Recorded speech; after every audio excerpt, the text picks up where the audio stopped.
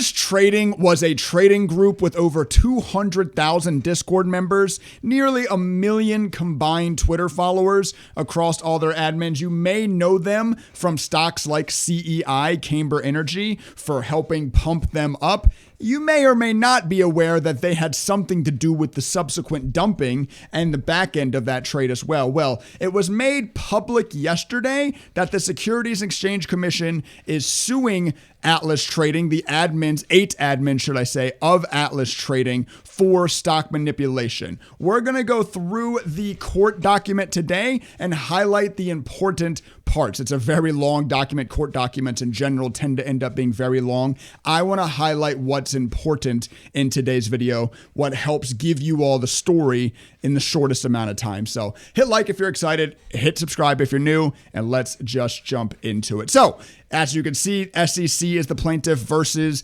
the 8 admins. I don't know if this was all of them. I wasn't in Atlas in any way, so I don't know if this is every single one. I do recognize most of these names, though. So it is Zach Morris, who you all probably know from Twitter. He had the largest following on Twitter. I believe he was over 500,000 Twitter followers. Zach Morris, PJ Matlock, Tommy Coops, Mystic Matt, Hugh Henney, Laid Back, Deity of Deeps, Ultra Calls, and the Stock Sniper, all being charged by the SEC. Let's go ahead and look at the summary. To their legions of followers on social media, the 8 defendants have for years promoted themselves as trustworthy stock picking gurus. In reality, they are seasoned stock manipulators. So already they're being called out. They're being charged with stock manipulation. They identify stocks ripe for manipulation, acquire substantial positions in these securities, and then they front load the positions. They buy the stock and then recommend those stocks as good investments to their followers on Twitter and online stock trading forums, Discord, and on podcast. They encourage their followers to purchase the selected stocks, often claiming that they likewise have bought or intend to buy these stocks for themselves to hold them.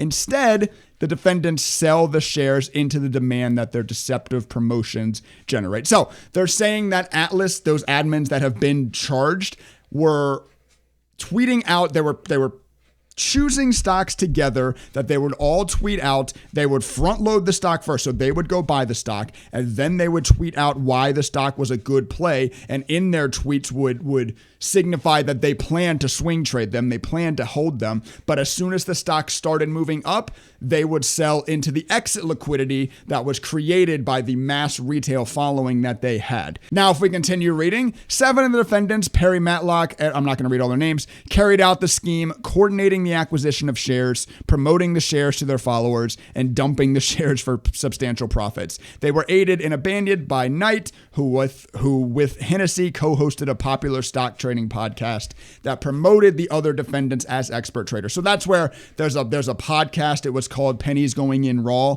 If you'd ever heard / listened to that podcast, they are also being charged in this for being a part of the conversation with these Atlas admins and for funneling retail traders into this pump scheme. From at least January 2020 through present, which they refer to as the relevant period, the 8 defendants earned approximately $100 million for this stock manipulation scheme. The SEC has seen that they have earned $100 million from this scheme that they're being charged with, from the stock manipulation that they're being charged with, right? This is important because if we go down to section 5, we read the nature of the proceedings and the relief sought. So what they want from this case, disgorgement of all ill-gotten gains from the unlawful conduct set forth. So that means they want the money back that they see that the Atlas admins have earned from this. And they think that Atlas admins have earned up to $100 million. Vis-a-vis, the SEC is suing Atlas for $100 million in unearned profits from manipulating stocks to retail traders. Let's go ahead now and scroll down to section 17. Let's get into the facts. There's a lot of just jargon here. Let's get to the facts. What really happened behind the scenes, what the SEC is, why the SEC is suing them, I guess. The defendants engaged in a long-running fraudulent scheme to manipulate securities by publishing false and misleading information in online stock trading forums, on podcasts, and through their Twitter accounts. Their primary defendants, aided and abetted by Knight. They keep saying aided and abetted by Knight because he is part of the podcast, but not part of the direct manipulation. So he aided the manipulation. Engaged in a pattern of conduct sometimes referred to as scalping, in which they recommended the purchase of a particular stock without disclosing their intent to sell that stock. How many places do you see this all over the internet? These stock callers on the internet. It's impossible to be wrong when you're calling a stock, basically, because you don't have to say where you got out. And that's what they were doing. That's the crux of what they were doing. They amassed this huge following through their social engineering, which they were very good at social engineering, amassed this huge following, telling them they were buying these stocks and then immediately selling into them rather than actually holding like they said. That's the illegal part here, right? Don't be afraid to go on Twitter and say that you think a stock is going to go up. That's not illegal. You're allowed to do that. Sorry, I actually just exited a trade on my other. I'm actually trading while making this video. You're allowed to do that. What's illegal is causing the price of a stock to move and then selling into what you caused to happen. Most of you watching this video probably don't have 500,000 followers on Twitter. You're probably not making stock moves with your tweets. That's the first part you probably don't even have to worry about. The second part is lying to them and using what you do create as your exit liquidity. They generally executed their scheme in 3 phases. First, one or more of the primary defendants identified a security to manipulate the selected stock and purchase shares of that particular security. By sharing the name of the selected stock among some or all of the group, the defendants provided each other with the opportunity to purchase shares at lower prices prior to the manipulation. So this is front loading. Next, they promoted the stock to their followers. Of course, this is when they go buy the stock, then they tell all their followers. Typically, the primary defendants announced price targets, teased upcoming news, and/or stated their intentions to buy and hold the shares for longer periods. Finally, after promoting the stock to the followers in these ways, the primary defendants sold their shares into the demand generated by their recommendations. That's where the federal crime comes in, as I just stated. When the scheme succeeded, the primary defendants were able to sell their shares at higher prices to make profits. Okay, we don't need to keep digging. So that is the SEC is charging them for manipulation. It's identifying the manipulation that they performed. If I go down now to section 11, I have highlighted the next part that I want to look at. This is probably, I just wanted to highlight this because this was, to me, maybe the grossest part of all of this. They were performing this scheme. It's a proven fact that they were performing this scheme. This is not, the SEC is not guessing here. I will link this. I will link this PDF in the description down below. There's a lot more to look at here, and there's probably going to be more videos from me digging into this.